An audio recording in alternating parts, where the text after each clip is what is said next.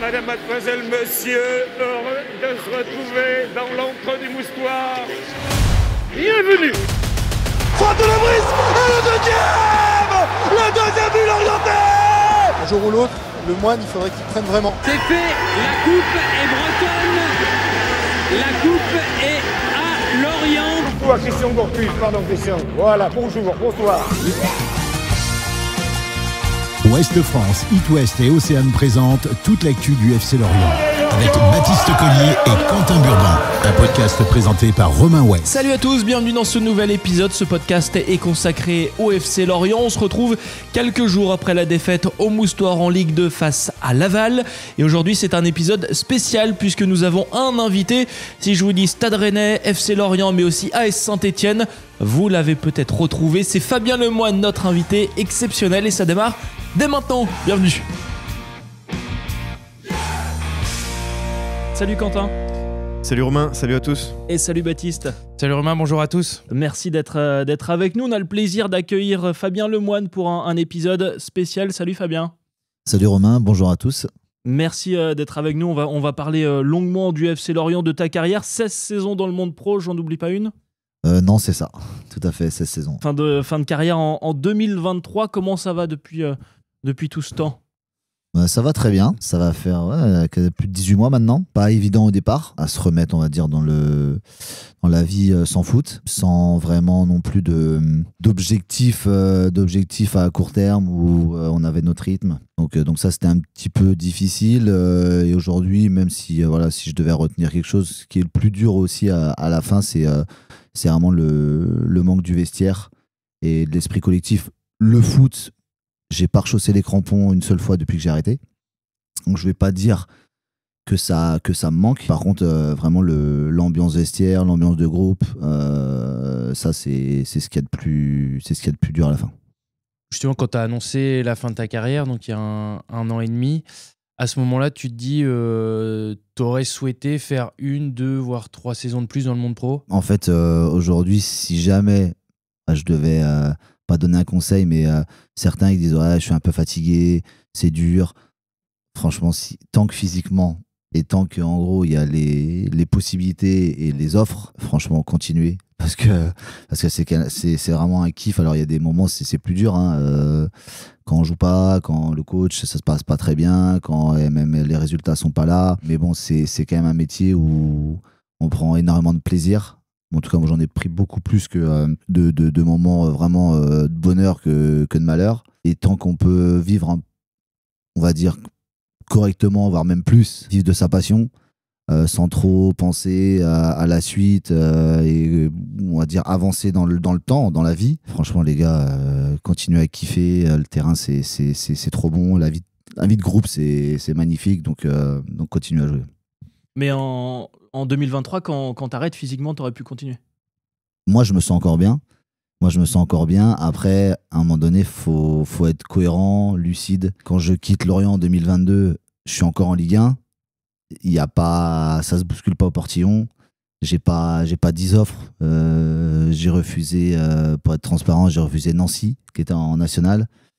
Et j'ai refusé Bastia, qui était en Ligue 2. Bastia pour des raisons, on va dire, géographiques, où moi, la dernière année à Versailles, je pars tout seul, donc je voulais quelque chose où je puisse rentrer quasiment tous les week-ends. Ma famille, si elle veut venir me voir, en un coup de train à Paris, c'était rapide.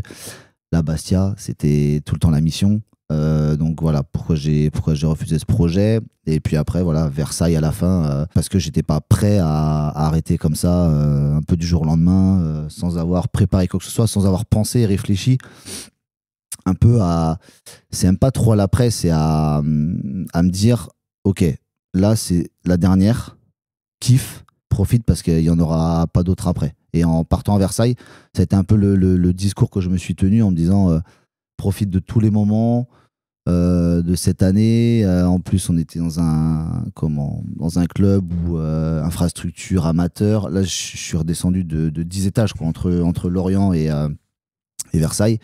Et par contre, j'ai vécu une année au top humainement.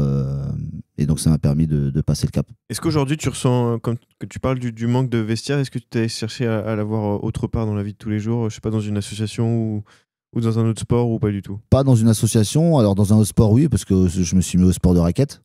J'ai fait pas mal de badminton, un peu de tennis, pas en club, mais juste en loisir. Et aujourd'hui, et voilà, et le padel qui me prend un peu de temps, mais pas énormément. Je joue 2-3 fois par mois, donc c'est pas non plus une addiction où j'y suis. Si je pouvais jouer un peu plus, je jouerais un peu plus certainement. Mais non, je me suis pas, j'ai pas voulu faire du copier-coller avec ce que je pouvais avoir et me retrouver dans une config encore avec on va dire un esprit collectif. J'aurais très bien pu me retrouver aussi dans un club amateur, on va dire en foot. J'aurais pu retrouver 2-3 entraînements semaine, un peu cet esprit que j'avais en pro. Mais non, j'avais vraiment envie de tourner la page, faire autre chose, penser à autre chose. Après Versailles, tu as eu des propositions pour jouer dans un club amateur breton? Alors, non, on va dire un niveau, en fait, à un moment donné, on m'a dit, ouais, pourquoi peut-être Pontivy, je peux te mettre en lien avec le président. Non, j'ai tout de suite en arrêtant Versailles. En arrêtant Versailles fin mai, pendant un petit mois, il y a la période du mercato. Donc tu sais, une période de mercato, on va dire le mercato rapide, hein. Ce qui se passe en national, par exemple, souvent. Mais très vite, j'ai vu que déjà, il n'y avait rien. Il n'y avait rien, pour être honnête. Et puis même moi, dans ma tête, j'étais quand même prêt pour arrêter et j'étais pas prêt à repartir encore une année tout seul, je sais pas où. C'était assez simple dans le choix. Si on revient un petit peu en arrière, donc tu as commencé le foot pro en 2007. Quel est ton regard global sur l'évolution du foot, les mentalités? Est-ce que le foot était le même en 2007 qu'il y a 15-20 ans? Non, c'est sûr, le foot a changé. Moi, ce qui me frappe le plus aujourd'hui, c'est plus le côté athlétique, le côté physique, c'est-à-dire que les mecs qui sont aussi bons techniquement que athlétiquement, c'est des monstres. Donc ça c'est quand même le gros changement.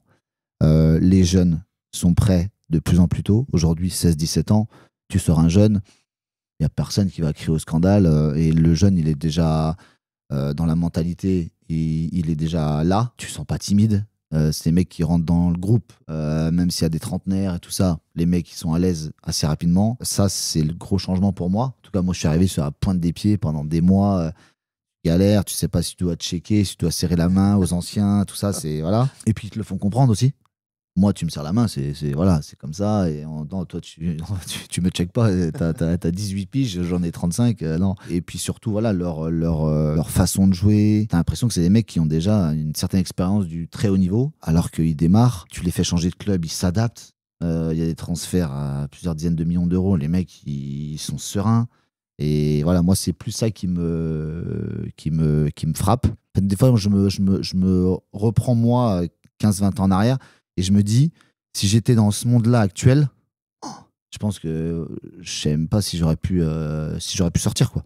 Parce que à ce poste-là, il faut être capable de faire des choses que moi, j'ai jamais été capable. Donc, il y avait une époque où, on va dire, ce que je pouvais faire, c'était cohérent avec l'époque et le football du moment. Là, aujourd'hui, je prends à mon poste, les milieux de terrain, c'est...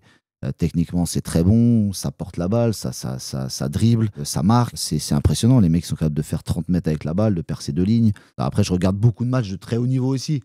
Je suis plus à regarder soit les gros matchs de Ligue 1, soit les gros matchs étrangers ou alors la Ligue d'Esch. Donc forcément, j'ai jamais été à ce niveau-là. Donc tu prends le must et tu te dis, ouais. Mais même les 2-3 dernières années avec Lorient, quand on est remonté de Ligue 2 en Ligue 1, j'ai vu que quand même ça avait changé. Il y avait une petite bascule. Il y avait une bascule, ouais. Et puis en plus, la bascule aussi entre le fossé qui se creusait entre les clubs de haut niveau et qui jouaient le haut de tableau et ceux qui jouaient le maintien. Le fossé était quand même en train aussi là, financièrement, tout ça, je pense une fois que Mediapro a un peu capoté, je pense que ça a fait mal peut-être aux petits.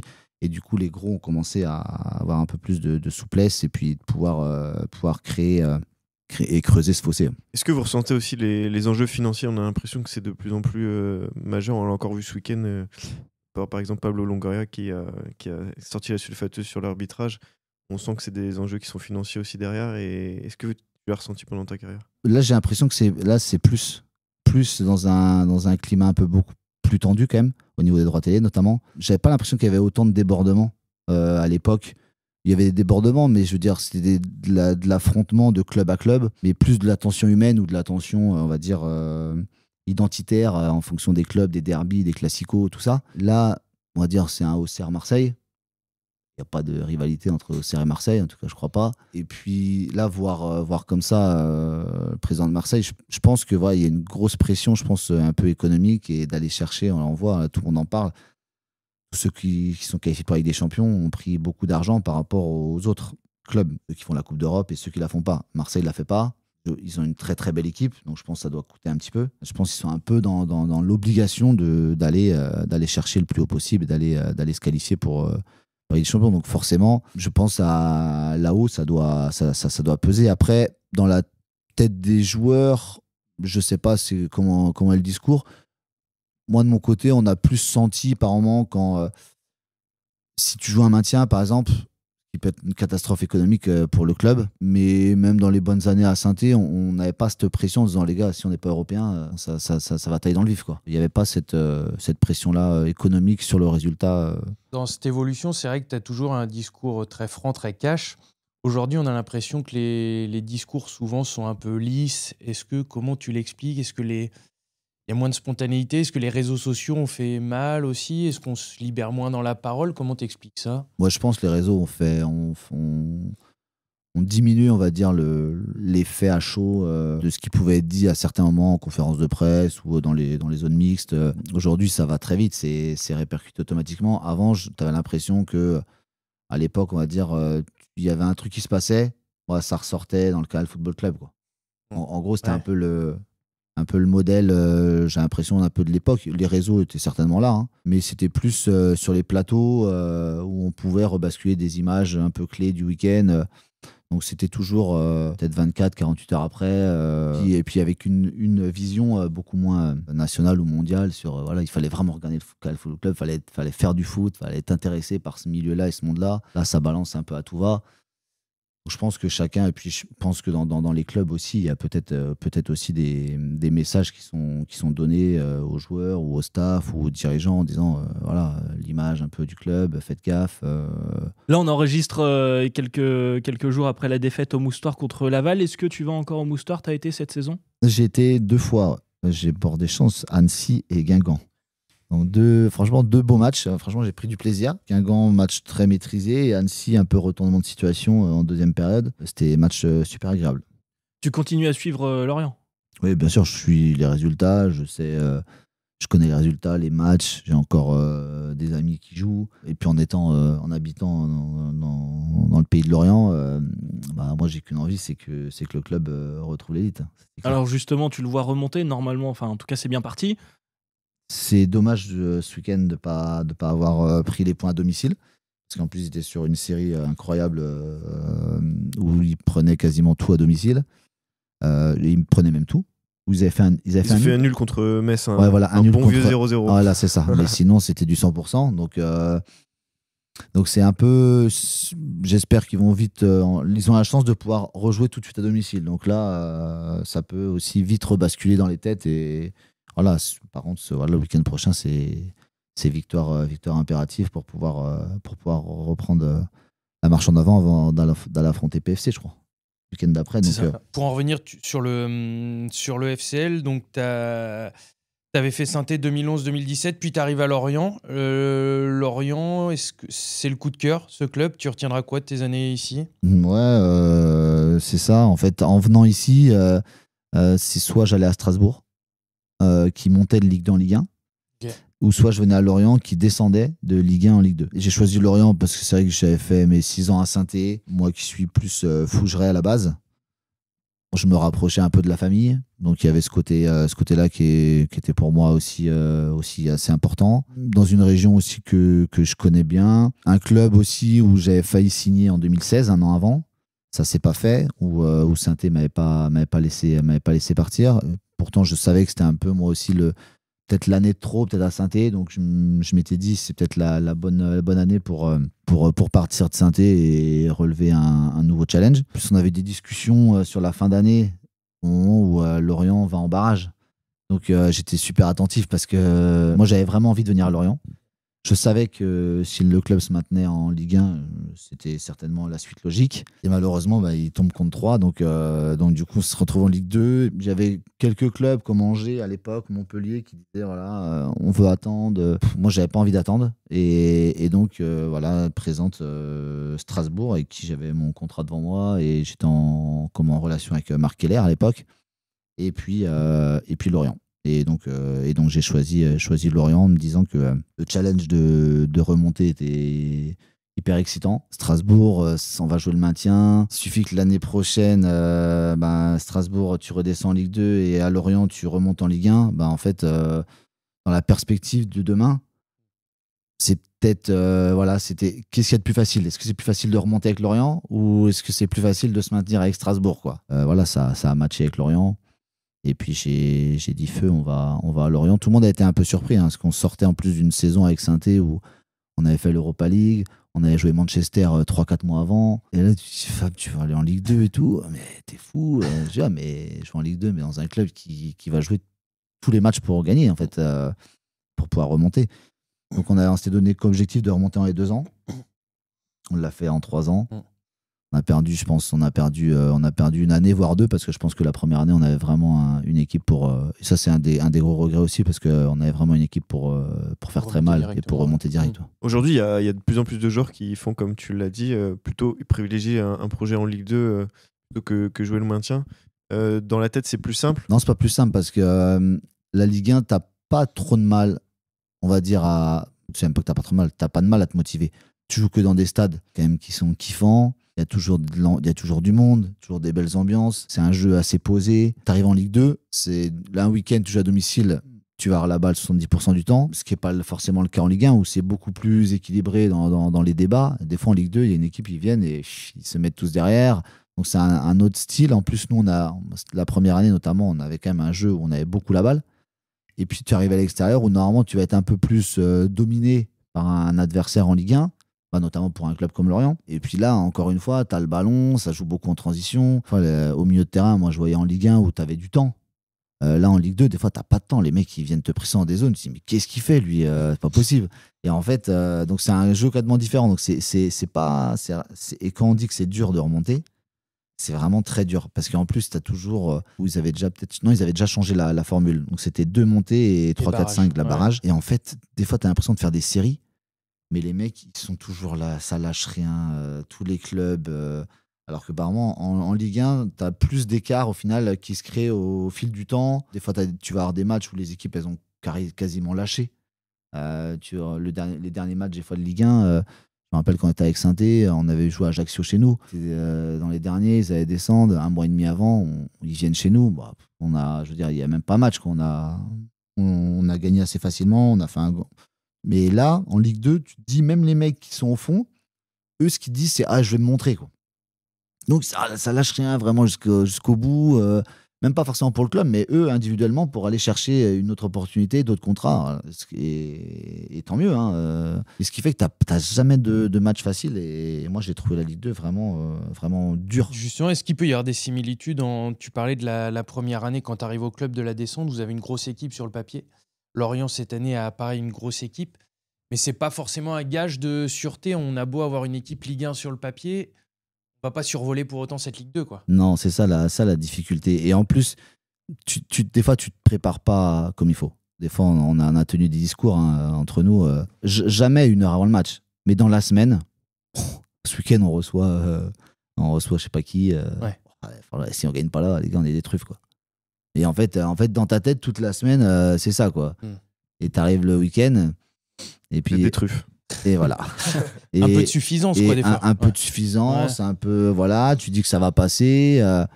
C'est pas que tu fais moins d'efforts, parce que tu cours, voilà, mais c'est pas assez incisif. Tu mets pas assez de rythme. Les passes, et voilà, ça envoie, mais en fait, tu laisses prendre confiance contre ton adversaire. Et puis tu te fais coincher une fois. Typiquement, les résultats, tu perds 2-0 ou tu mets un but à la fin. Je me rappelle d'un match contre Chambly chez nous, on perd 3-1, on s'est fait vraiment balayer, quoi. Alors qu'on avait une réelle opportunité, je crois, ce match-là, de d'être dans la course, tout ça. On avait fait un match aller à Chambly, on avait gagné, on avait fait un super match. Ça n'a pas été évident. Parce qu'on Vous avez gagné 2 ou 3-0 là. On gagne, je crois pas qu'on gagne 3-0, mais ça s'est joué un peu sur la fin. Ouais. Bon, je crois qu'on marque rapidement. On doit marquer un deuxième but à la fin et peut-être le troisième, voilà. Mais on avait fait un vraiment match sérieux et on n'avait été pas mis en danger à part sur des longs ballons, voilà. Mais en fait, là, tu te dis, à domicile, dans notre public, dans notre jardin, voilà, ça va le faire, quoi. Et on n'avait pas du 3-1, mais propre et net, quoi. Ils méritent largement leur victoire. Et c'est là que tu te dis, tu finis ces matchs-là, mais c'est terrible. C'est terrible, parce que là, tu te dis vraiment, mais on a joué au con, quoi. Et inconsciemment, ce manque de motivation, entre guillemets, sans manquer de respect à Rodez ou à Pau, on en met des fois peut-être un peu moins que si on était en Ligue 1 contre Marseille ou Paris. C'est une évidence. Ouais. Après, en tout cas, dans la concentration, dans la préparation, c'est pour ça que des fois, au final, sur une saison de Ligue 1, de Ligue 1, tu vas être beaucoup plus souvent à 120%. Et par moment, en Ligue 2, tu vas être à peut-être 80, 90. Mais sauf qu'on n'a pas cette marge-là, en fait. Et on se voit un peu, voilà, parce qu'on a un certain passé, on a fait une certaine carrière et tout. Mais au final, si tu prends les deux mêmes joueurs, qualité intrinsèque, dire toi, tu as peut-être eu la chance à un moment donné d'avoir un coach qui t'a fait jouer en Ligue 1, que l'autre n'a pas eu. Mais sur le papier, si ça se trouve, même le mec il a beau jouer dans un club du bas de tableau en Ligue 2, il a fait sa carrière entre National et Ligue 2, mais il a peut-être de meilleures qualités que toi. Sauf que toi, à un moment donné, tu as eu la chance d'avoir un mec qui t'a fait confiance, qui t'a mis sur le terrain. Tu as saisi l'opportunité, bien sûr. Mais si tu fais la différence entre les deux gars en qualité pure, ça se trouve, il y a rien entre les deux. Sauf qu'il y en a qui a 10 ans de Ligue 1 et l'autre qui a 10 ans de National, quoi. Et justement, par rapport à ça, par rapport au destin, est-ce que tu es fier de ta carrière, toi qui as connu 4 clubs? Bah ouais, non, je suis très content. Je suis fier, ouais, bien sûr. Il y a 18-19 ans, je pensais pas faire ça c'est clair. Je suis passé vraiment par la petite porte, à Rennes. Donc du coup, oui, grosse fierté parce que je pense que personne à l'époque m'attendait à, on va dire, à ce niveau-là ou à ce genre de carrière et même à ce genre de prestations. J'ai raté des matchs, ça c'est clair. Et je pense que voilà, la plupart des clubs où j'ai joué, j'ai toujours la plupart du temps été titulaire. C'est ça aussi parce que j'ai fait je sais plus 520 je crois, un truc comme ça, ou 525 matchs en tout, peut-être 400 titulaires, quoi, ou peut-être même plus, je sais pas exactement. Je me rappelle de saisons à Rennes, à Saint-Étienne où voilà, j'étais peut-être 4-5 fois sur le banc, quoi, dans l'année, et c'était pas parce que j'étais pas performant, c'était plus on va dire notamment à Saint-Étienne, t'avais la Coupe d'Europe, tout ça, donc il y a un turnover, forcément, pour rater des matchs de coupe, pour rater ci, rater ça, mais plus souvent dans les matchs importants, j'étais présent. Donc ça, c'est quand même aussi, tu te dis, si tu es là à chaque moment clé, c'est que tu as une certaine fiabilité aussi, peu importe les coachs, peu importe les clubs. Normalement, c'est pas qu'un coup de chance, quoi. C'est qu'il doit avoir un minimum de qualité pour jouer à ce niveau-là, quoi. Tu as été aussi capitaine de Saint-Etienne, c'est quand même... Oui, j'ai été, mais sur des matchs un peu transitoires quand le capitaine officiel, qui était Loïc, n'était pas là. Mais oui, ça a dû m'arriver peut-être 3-4 fois, peut-être à Saint-Étienne. C'est quoi tes meilleurs souvenirs à Lorient? La montée, même si elle était dans un moment un peu particulier avec le Covid. Mais c'est vrai que ce match retour en Ligue 1 contre Strasbourg, ça a été un très bon moment. En plus, on fait un super match. On gagne et après on fête un peu mais bon, c'est un peu particulier parce que tu reviens sur un titre. On avait à cœur de bien démarrer l'année et en plus on s'est dit ça serait bien quand même de faire un gros match et de gagner contre Strasbourg parce que derrière tu vas présenter le trophée au stade. Donc voilà, c'était un petit peu particulier. On n'a pas eu ce qu'on aurait aimé avoir. C'est sûr, quand tu fais une montée et que tu peux vraiment le vivre à l'instant présent avec tout ce qui entoure, la communion avec les gens, les émotions avec les salariés, la soirée aussi qui va avec, derrière, on va pas se voiler la face. Donc en fait, tout ça, on l'a pas eu, quoi. Donc ça, c'était un peu... et on s'est bien rattrapé quand on se maintient à Strasbourg. Là c'était aussi un moment fort parce qu'on revient de très très loin. On fait une super deuxième partie de saison. Et ça a été une grosse fierté pour nous d'être passé de 12 points à 42. 12 points à la trêve, tout le monde vous enterre. Et voilà, c'est terminé pour tout le monde et on finit avec 42 points. Et puis avec des matchs qu'on n'a pas volés, quoi. Parce qu'on a vraiment fait dans le jeu une deuxième partie de saison très très bonne. Est-ce qu'à Lorient, le petit regret, donc tu arrives en fin de contrat en 2022, Le Brice prend la tête de l'équipe Fagnon à ce moment-là. C'est ça. Est-ce que tu lui en veux à ce moment-là de ne pas t'avoir prolongé? Non, parce qu'on a eu une discussion entre hommes, franche, et c'est ce que je lui dis. Hein. Je lui dis franchement, t'étais pas obligé de me convoquer alors que je suis en fin de contrat. Donc mon contrat était terminé depuis le 30 juin. Ouais. Il me convoque début juillet, donc tu me dois rien. À Rennes, on s'est croisés, lui en tant que formateur, moi j'étais plus avec les pros. Arrivé à Lorient, moi je suis en pro, lui il est aussi avec la formation. On n'a pas de lien particulier. Et puis moi je lui dis, mais moi je te souhaite le meilleur parce que aujourd'hui tu me convoques, donc ça veut dire qu'en gros tu t'estimes quoi déjà. Tu m'estimes, ouais. Voilà, parce que tu aurais très bien pu dire à l'époque c'était Arnaud. Ou à quelqu'un d'autre, Fab, voilà, vous le gérez. Hein. C'est votre problème. C'est le 30 juin, il est en fin de contrat. Voilà, faut lui annoncer, quoi. Le seul regret que j'ai, c'est que ça n'a pas été plus rapide. C'est que moi, derrière, ça me met dans une position où beaucoup de clubs ont fait leur marché, notamment de Ligue 2. Et après, je suis en discussion, dans la foulée, 24 heures après, je suis en discussion avec Guingamp. Et puis voilà, je suis en balance avec un autre joueur et ils choisissent l'autre. Et en fait, voilà, le seul regret, c'est de ne pas avoir été prévenu en amont. Et sachant que j'avais une discussion à la suite du maintien contre 3, 48 heures après, dans la foulée, en me disant que normalement, ils allaient me proposer quelque chose. Donc en fait, moi, je suis parti tranquillement en me disant, ça va le faire. J'allais faire une année de plus, tout en sachant que voilà, le discours était que j'avais été pas mal blessé au mollet et que certainement j'avais démarré dans un rôle différent, plus en complément d'effectif, pas titulaire, on va dire, dans la tête de l'entraîneur. Moi, j'avais dit, j'ai aucun problème avec ça. Et à partir du moment où la concurrence, elle existe, et si moi je prouve que je peux jouer, moi j'ai pas de souci, hein. Je me suis jamais dit à chaque début de saison, Fab, c'est bon, t'es tranquille, t'es serein. Même quand je faisais les 45 matchs à Saint-Étienne et qu'on était européen, je me suis jamais dit l'année prochaine, tu vas te la friser pendant la prépa, ça va démarrer tout seul, tu vas être titulaire et puis tu vas faire 40 matchs, quoi. À chaque fois, je me suis remis dans le mode, c'est reparti, nouvelle saison, compteur à 0 et on enquille, quoi. Donc ça me posait pas de problème, mais cette attente tout le mois de juin et début juillet a fait que je pense que j'ai perdu du temps sur des opportunités qui auraient pu se présenter. Surtout si on t'avait plus ou moins laissé entendre que. C'était ça. Alors après, je sais comment ça se passe dans le foot. Hein. Moi, tant que c'est pas signé, oui, je me méfiais. Plus le temps avançait, plus je me méfiais encore plus. Ouais. Mais par contre, j'ai eu en fait à un moment donné un appel, c'est un peu le regret, où j'ai dit non, moi j'attends la décision de Lorient. Et c'était un club de Ligue 2 à l'époque. Et j'ai dit non, j'attends le discours de Lorient. J'ai donné mon feu vert, comme quoi moi je voulais continuer à Lorient. Et donc je suis en attente de leur décision.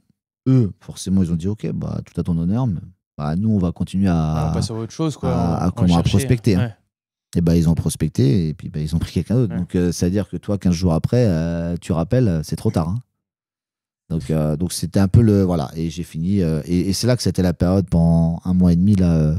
Avant que je signe à Versailles, là ça a été dur parce que mentalement j'étais vraiment pas prêt à décrocher, à arrêter et il a fallu que je parte pour aussi remettre un peu le cerveau à l'endroit.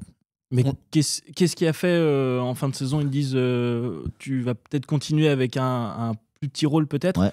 Et au final au mois de juillet ils disent non, c'est le Brice qui donc du coup ça a été longtemps à se dessiner aussi le changement entre Christophe Pélissier et Régis Le Brice.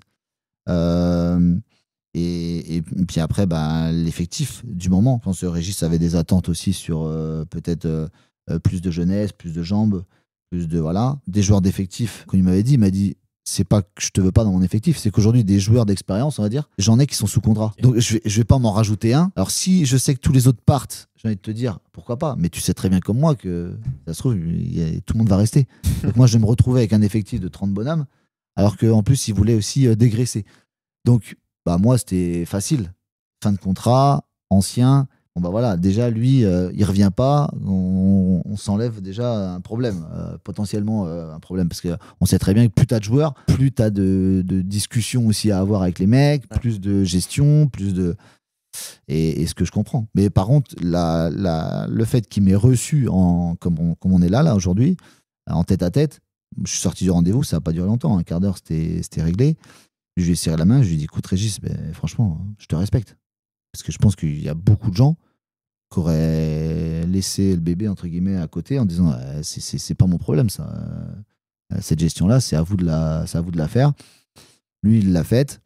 Et je lui ai dit, je te souhaite vraiment le meilleur. Hein. Il a plutôt bien réussi l'année de transition. Justement, c'est intéressant que tu en parles, mais on n'en parle pas souvent de la précarité des contrats dans le foot. Certes, vous gagnez beaucoup d'argent, mais il y a quand même cette précarité et cette pression au-dessus de votre tête que vous n'êtes pas cédé, en fait. J'avoue que j'aurais été content de signer à Chelsea, par exemple. Ils font des contrats de 8, 9, 10 ans. Là tu as le temps de voir revenir. Là, c'est plutôt sympa. Mais ouais, alors la précarité, c'est vrai que quand tu dis... quand tu démarres, tu sais que tu as une carrière, je crois que la moyenne, ça doit être 6-7 ans. C'est-à-dire entre tous ceux qui signent 1 an et qu'au bout d'1 an, ça sort. Et puis voilà, entre ceux qui signent 3 ans, quand tu es jeune, tu signes 3 ans, au final, tu n'apparais jamais. Et puis au bout de 2, tu finis en réserve ou en CFA. Et puis après, c'est terminé. Donc en fait, il y a énormément de casse aussi là-dedans. Après, quand tu démarres et que tu te dis, allez, si je fais une bonne carrière, on va dire une quinzaine d'années, qui est déjà une bonne carrière en durée, tu signes, allez, 3, 4, 5 ans, en moyenne à peu près. Certes, il y a une certaine précarité, mais c'est pas non plus, tu vois, par rapport à une durée de carrière. Si je fais 4 ans, on va dire 4 ans, allez, faut que j'aille chercher 3 contrats, 3-4 contrats. Tu vois. Donc c'est pas non plus, c'est plus à la fin. C'est sûr que dès 1 an, et là après 4-5 ans, on est d'accord qu'on est sur des joueurs qui sont vraiment demandés, qui sont sollicités, qui sont ceux qui sont un petit peu dans le ventre mou. C'est plus des fois des 2 ans, 1+1. Donc ça c'est sûr que tu as toujours, on va dire, un peu l'épée au-dessus de la tête parce qu'une saison, ça va très vite. Tu démarres mal, une blessure. Et en fait, c'est ça qui est terrible. C'est que tu n'as jamais le temps, par moment, de pouvoir rebondir ou de pouvoir te remettre dans le circuit rapidement suite à une blessure à 3-4 mois. Déjà, c'est la moitié de la saison qui est faite. Le temps de revenir après derrière. Il suffit que l'équipe a tourné, tu es sur le banc, tu fais quelques rentrées. Et en fait, c'est sûr que c'est pas évident à gérer, notamment aussi dans la gestion, on va dire, extérieure. Tu arrives au mois de juillet-août, fin mai, la saison est finie. Tu déménages pas, tu es en fin de contrat. On va où? On fait quoi? On est toujours en location ici. La scolarité des enfants. En fait, c'est plus ça qui est... Moi, j'ai eu la chance quand même de pouvoir à chaque fois me poser, m'installer et de pouvoir aussi, on va dire, m'intégrer pleinement dans un environnement qui me correspondait, mais en plus à travers dans la gestion familiale, c'était simple, quoi.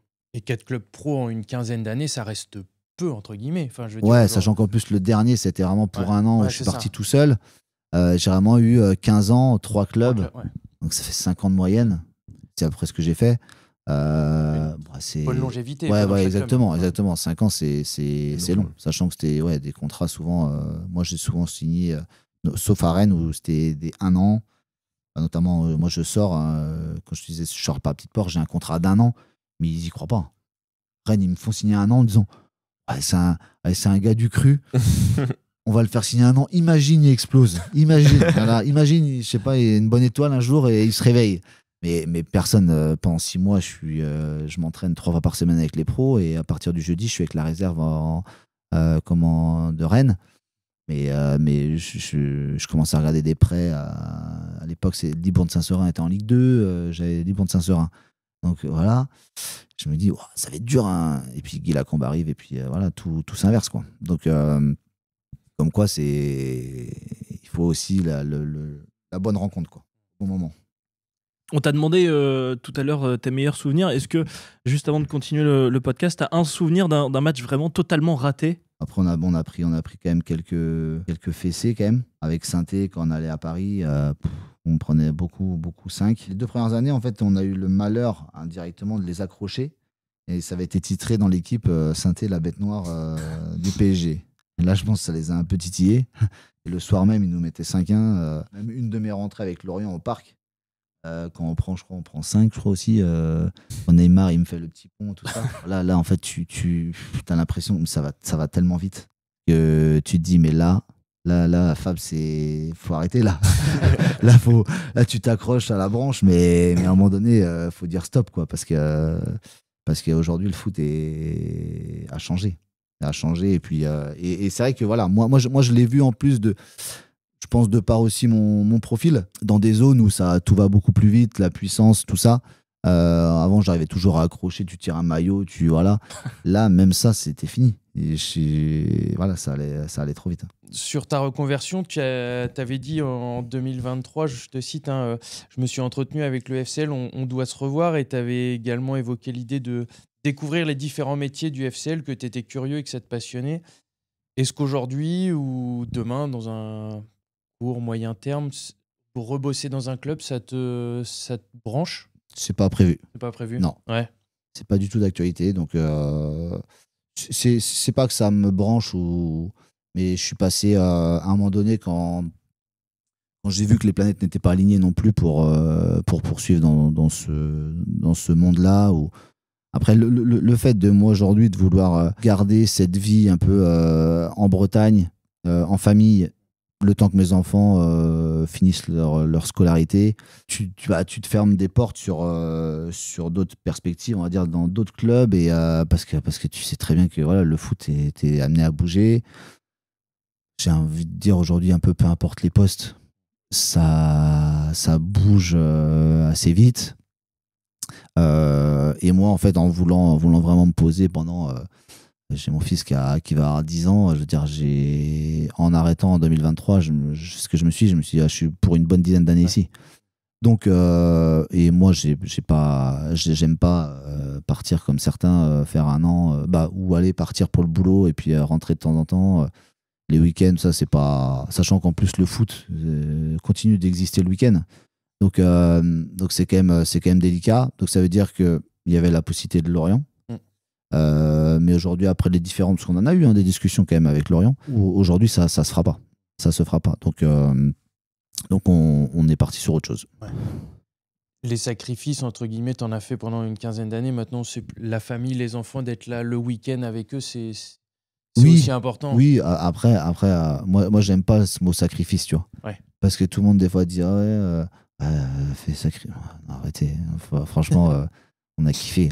Surtout kiffé. Après, c'est vrai que le week-end, c'est plus pour les enfants et l'épouse, où à un moment donné, je veux dire, t'as un mariage, t'as un anniversaire. Au final, ma femme, elle y allait seule avec les enfants, voilà, quand elle pouvait y aller. Mais sinon, je veux dire, moi. C'était pas un fardeau, oui. Non, c'est magnifique. Et puis la semaine, là, parce qu'on parle du week-end, mais la semaine, tu t'entraînes. Allez, si tu as une journée où tu doubles, mais sinon, tu t'entraînes le matin régulièrement, à 9h moins le quart, ta journée. Je veux dire, les enfants, je les emmenais à l'école le matin. Hop, j'allais à l'entraînement. Tu fais ton entraînement, tu déjeunes avec l'équipe, tu rentres chez toi, tu vas chercher les enfants à l'école à 16h30.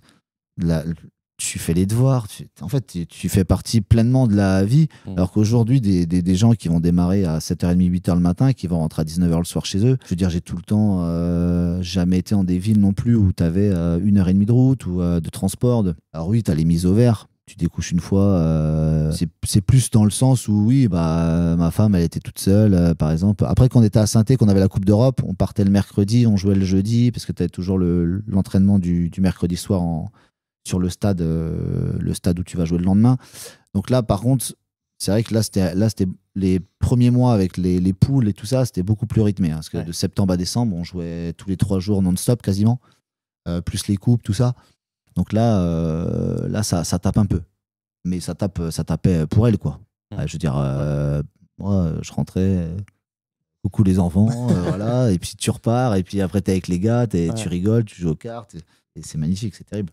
Donc tu disais, tu as donné une interview chez nous à Ouest France, tu parlais d'une reconversion, mais c'est encore un petit peu tôt pour en parler, c'est ça ? C'est toujours un petit peu tôt. C'est le problème de ça, c'est qu'en 15 jours, 3 semaines, il se passe pas grand-chose. Mais par contre, ça avance vraiment. Donc là, par contre, je suis très, très heureux, très épanoui là-dedans. en tout cas dans ce que je prépare. J'espère que ça va aller au bout, mais c'est vraiment c'est une super opportunité. Et puis voilà, je me suis lancé à bloc là-dedans depuis maintenant un petit moment. Donc c'est vraiment top, mais j'en dirais pas. Désolé. Affaire à suivre donc. Ouais, exactement. Et ben en tout cas, merci Fabien, on va te souhaiter Merci une à bonne vous. continuation. On te réinvitera peut-être si ça continue l'année prochaine et si Lorient est en Ligue 1. Bah, avec Pour reparler plaisir. de Lorient. En tout cas, sur le calendrier, nouvelle réception pour Lorient, c'est Rodez ce samedi et puis ce sera le Paris FC. Ensuite, merci Quentin, merci Baptiste, on se retrouve dans 15 jours. Merci. Merci Romain, merci Fabien. Merci à tous.